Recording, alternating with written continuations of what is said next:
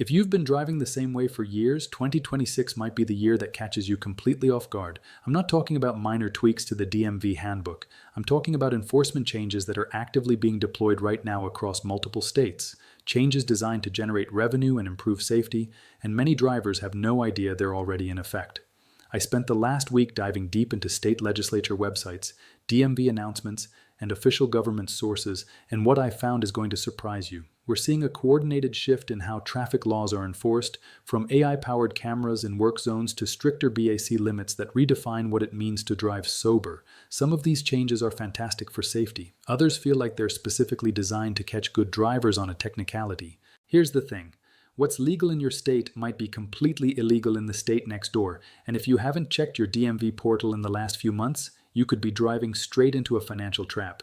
Hit that subscribe button right now because in 2026, what you don't know is going to cost you. I'm going to break down the 10 most significant changes which states are leading the crackdown and exactly how you can protect your license and your bank account. Let's start with something that's genuinely spreading like wildfire across the country, the absolute end of leniency for distracted driving. For years, many of you lived in what we call secondary enforcement states.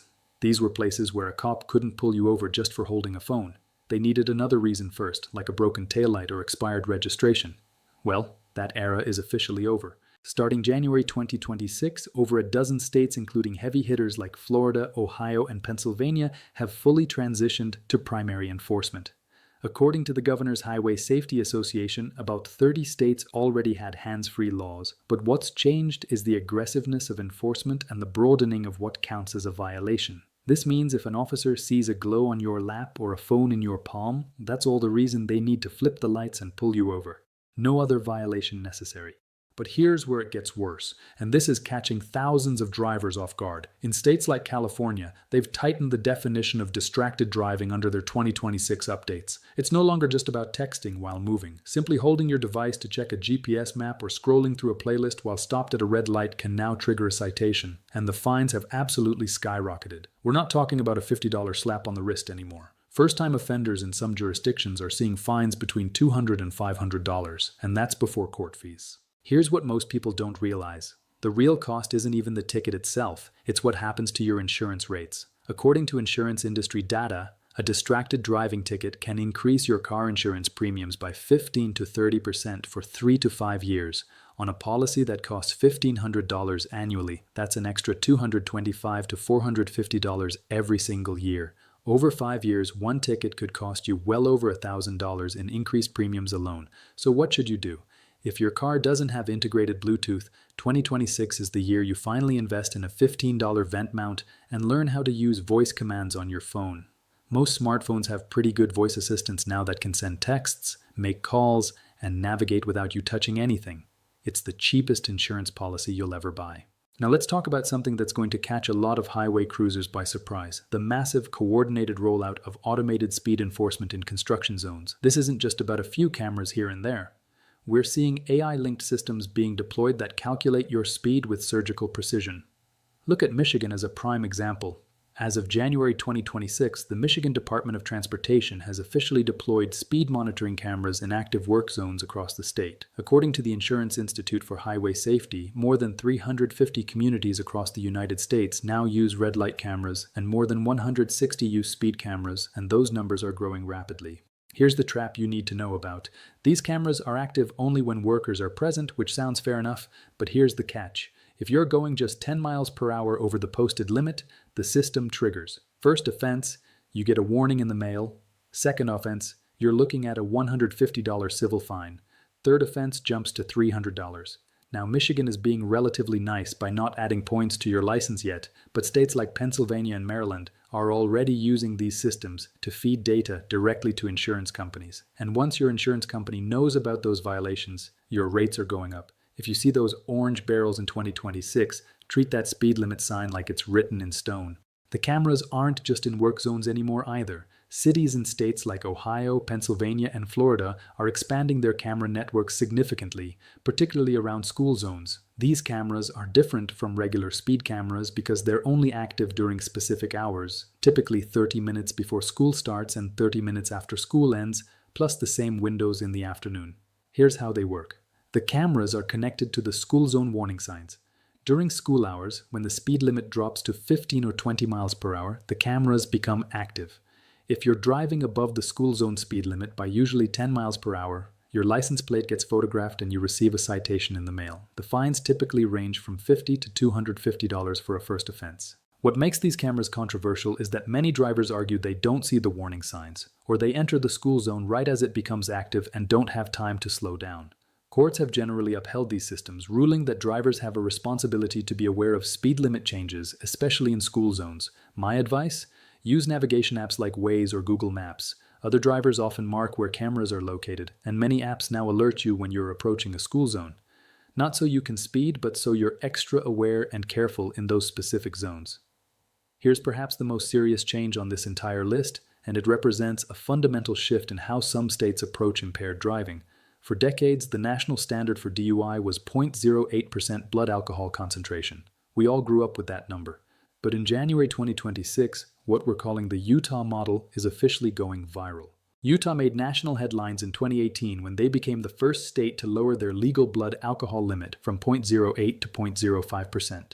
According to research published by the National Highway Traffic Safety Administration, Utah saw a nearly 20% decline in fatal crashes involving drivers with any alcohol in their system after implementing the lower limit.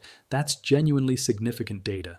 Now states including Washington, New York, and Hawaii are actively considering similar reductions. Washington State's legislature has been pushing SB 5067 to lower the limit to 0.05. Why does this matter to you? Because for the average person, 0.05% isn't what most people think of as drunk. It's 2 drinks. It's a beer at a ball game or a glass of wine with dinner. At 0.08% BC, a 180-pound man might reach that level after about 4 drinks over 2 hours. At 0.05, that same person might hit the limit after just 2 to 3 drinks in the same time frame. For a 140-pound woman, it could be just 2 drinks. But here's the critical point that I need to emphasize. These are rough estimates, and BAC is affected by numerous factors, including your weight and body composition, how much food you've eaten, your metabolism, the strength and type of alcohol, how quickly you consume the drinks and medications you're taking. In states moving toward this 0.05 limit, the penalties are staying just as harsh as the old 0.08 rules. We're talking mandatory ignition interlocks even for first-time offenders, immediate license suspension, fines of $500 to $2,000, possible jail time, mandatory alcohol education programs, and dramatically increased insurance rates. If you live in the Pacific Northwest or the Mountain West, the margin for error has essentially vanished. There is no safe formula for how many drinks you can have. The only truly safe approach if you've been drinking is to not drive at all. If you're planning to drink, use ride-sharing services, public transportation, or designate a sober driver before you start. The cost of an Uber is always less than the cost of a DUI, both financially and in terms of safety. Now let's hit the wallets of anyone who bought an electric vehicle to save money on gas and taxes. If you purchased an EV thinking you'd escape road-related fees, I have some news that might frustrate you. Starting January 2026, the free ride for EVs is officially over across more than 40 states. And this isn't speculation. This is happening right now. Here's why this is occurring. For nearly a century, road construction and maintenance in the United States has been primarily funded through gas taxes. When you buy gasoline, a portion of that price, currently about 18.4 cents per gallon federally plus state taxes that range from about 15 to 58 cents per gallon, goes into transportation infrastructure funds. Electric vehicles don't use gasoline, which means EV drivers aren't contributing to road maintenance through gas taxes, even though they're using the roads just as much as everyone else. States have decided that the fairest approach is to charge EV owners an annual fee that approximates what an average driver would pay in gas taxes. Here's the math. The average American drives about 13,500 miles per year. If your car gets 25 miles per gallon, that's 540 gallons of gas annually. At 50 cents per gallon in combined state and federal gas taxes, that's $270 per year in gas taxes. So when states charge EV owners $100 to $200 annually, they're actually charging less than what a typical gas-powered vehicle owner pays in gas taxes. But for EV owners, this feels like a new expense. States like Minnesota have implemented aggressive new sliding scale fees, where your registration is now tied to your car's MSRP and age. A driver of a 2024 Tesla or Kia EV could see a registration surcharge of $200 to $275 per year, and that's on top of your standard plate fees. Even worse, states like New Jersey and Texas have locked in what they're calling fee escalators. In New Jersey, the EV fee is set to climb by $10 every single year through 2028. And if you're in Pennsylvania, your EV fee just jumped to $250 this month. But here's the plot twist that should concern everyone. Whether you drive electric or gas, states like Oregon are using 2026 as the launch pad for road usage charges, or RUC programs. They're testing systems that track your actual mileage. If you drive a lot, the state wants a piece of every single mile. Whether you're electric or gas, the government is moving away from taxing fuel and toward taxing distance. Check your registration renewal notice carefully this month because you might be paying for miles you haven't even driven yet. If you own or are considering buying an electric vehicle, factor these annual fees into your cost calculations. They're not going away. In fact, more states are likely to add them as EV adoption increases. Here's where the law gets physical, and if you live in California, Florida, or Nevada, you need to pay very close attention. The definition of reckless driving has been expanded in a way that directly threatens your property rights. Starting in 2026, police departments are no longer just writing tickets for exhibition of speed. Under new mandates like those in Nevada's AB 408 and updated codes in California, if an officer determines you are participating in a street takeover or stunt driving, which can be as simple as spinning your tires or drifting in an empty parking lot, they have the legal authority to impound your vehicle for up to 30 days on the spot. This isn't a fix-it ticket. This is walk home from the scene territory. In Florida, the 2026 enforcement guidelines have doubled down on spectators as well. If you are standing on the sidewalk filming a street race, you are now subject to non-criminal traffic infractions that can cost you hundreds of dollars. And for the drivers, third-time offenders in Florida are now looking at felony charges and a 4-year license revocation. The message is absolutely clear. The street is for transport, not for social media content. If you're even near a group of cars doing burnouts, leave immediately. Your car being towed and sitting in an impound lot for a month will cost you more than just the fine. Storage fees in 2026 are averaging $50 to $100 per day. That's $1,500 to $3,000 just in storage, plus the towing fee, plus the original citation. Let's talk about a rare piece of actually good news for some drivers, but it comes with a major procedural change that could trip you up. We're seeing a massive shift in how senior drivers are handled at the DMV, and this affects everyone with aging parents or grandparents. Look at Illinois as a prime example. As of early 2026, the Road Safety and Fairness Act has officially changed the game. For decades, Illinois was the only state that required a mandatory behind-the-wheel road test for drivers starting at age 75. But starting this year, that age has been pushed back to 79, and for many the mandatory road test won't kick in until age 87. Why the change? Data from 2025 showed that older drivers are actually among the safest on the road, and the old laws were seen as discriminatory. According to research from the Insurance Institute for Highway Safety, older drivers have lower rates of violations and crashes per licensed driver compared to younger age groups, though their crash rates per mile driven increase due to driving less overall. However, don't let your guard down. While the road test age is higher, the vision test requirements are getting stricter. In states like California and Florida, if you are over 70, you can no longer renew your license by mail or online. You must appear in person. The goal is simple. The state wants to see your eyes and assess your physical mobility before they give you another 5 years behind the wheel. The 2026 programs popping up in libraries and community centers are designed to help, but here's what you absolutely need to know. If you have a parent or grandparent with a license expiring in 2026, check their state's specific in-person age requirement. Missing that appointment could result in an automatic suspension that is an absolute nightmare to fix. You can't just reschedule. In many states, once your license expires due to a missed appointment, you have to start the entire application process over, including written tests and road tests. Now we're entering what I call the danger zone of our list. This next change is a fundamental shift in how your license works as a legal document, and it affects everyone. Starting January 2026, the federal government and individual states are moving toward what's being called a high-security identity framework.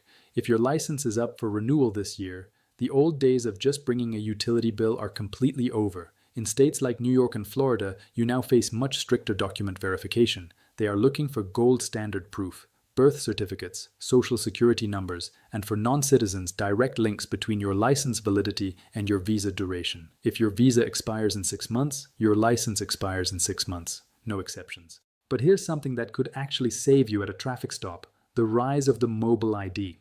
As of January 2026, over 15 states have officially rolled out digital driver's licenses that live in your smartphone's secure wallet. These aren't just pictures of your ID, they are encrypted tokens that can be scanned by police or airport security. The trap here is this.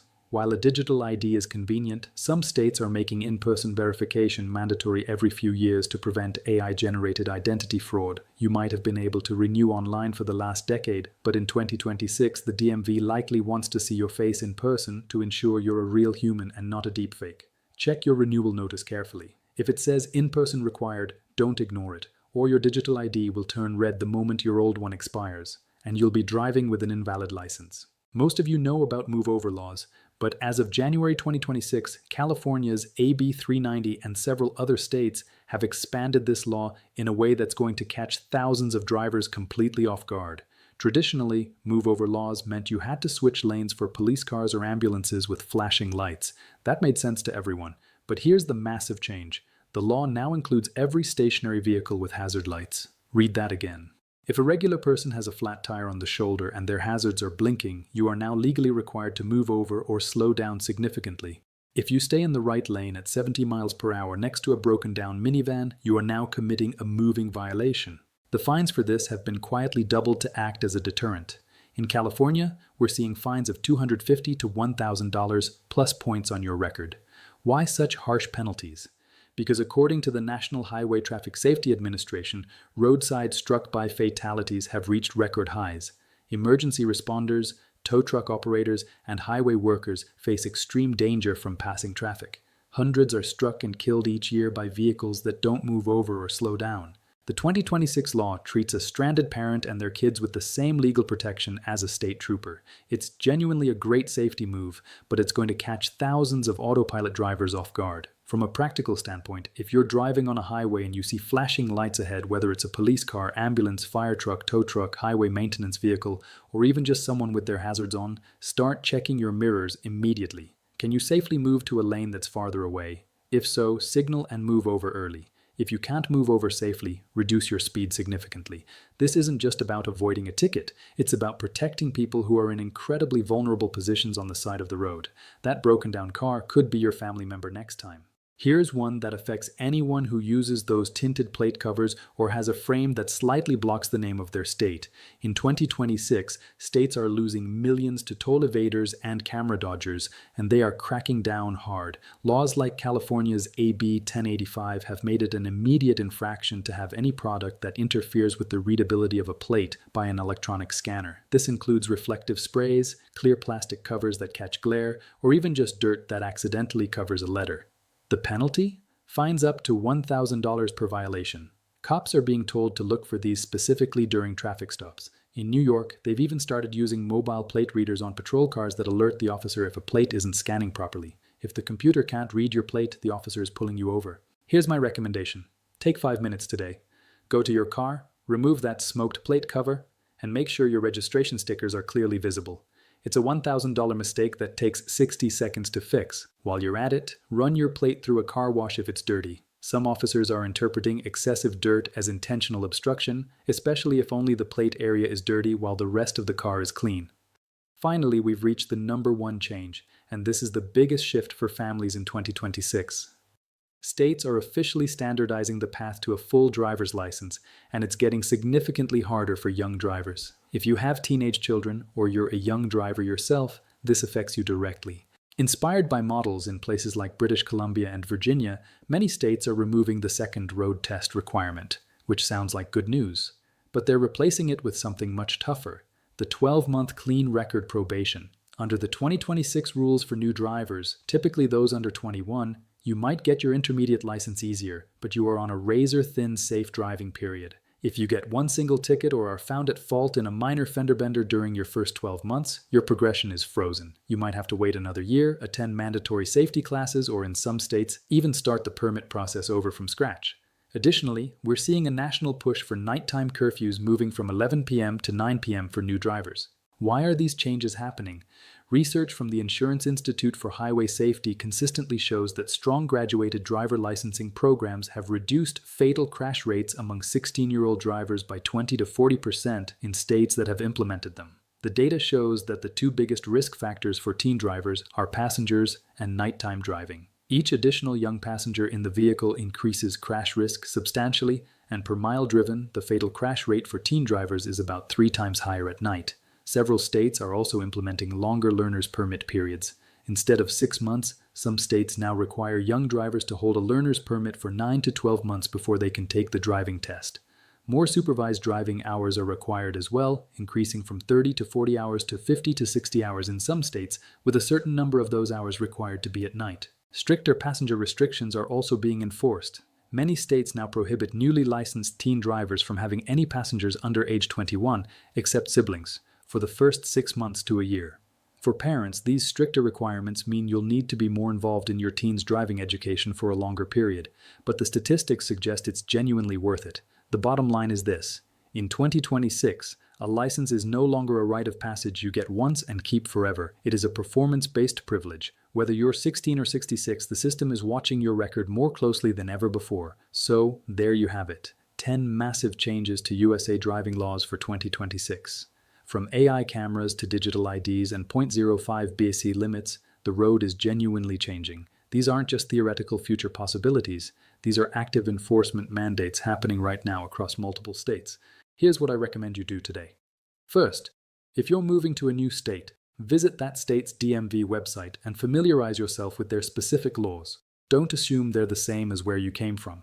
Second, if you travel across state lines regularly, learn the major differences in the states you drive through, especially around hands-free phone laws, speed limits, and right-on-red rules. Third, keep your vehicle registration and insurance current. Set reminders on your phone. These aren't things you want to discover have lapsed when you're getting pulled over. Most importantly, remember that these laws exist for a reason, usually to prevent injuries and save lives. Whether you agree with every law or not, following them keeps you safer, keeps others safer, and keeps your money in your wallet instead of going to fines and increased insurance premiums. If this video helped you understand what's coming, do me a favor. Share this with one person you care about. Seriously, send the link to your parents, your kids, or your neighbor. These enforcement changes are designed to catch people who aren't paying attention, and a little knowledge can save your family thousands of dollars. Don't forget to drop a comment below. Which of these 10 changes do you think is the most unfair, or which one surprised you the most? I'll be down there responding to as many as I can. Hit that subscribe button and turn on notifications because traffic laws are constantly evolving, and I'll continue monitoring changes and updating you on what actually matters. Thanks for watching, stay safe out there, and I'll see you in the next one.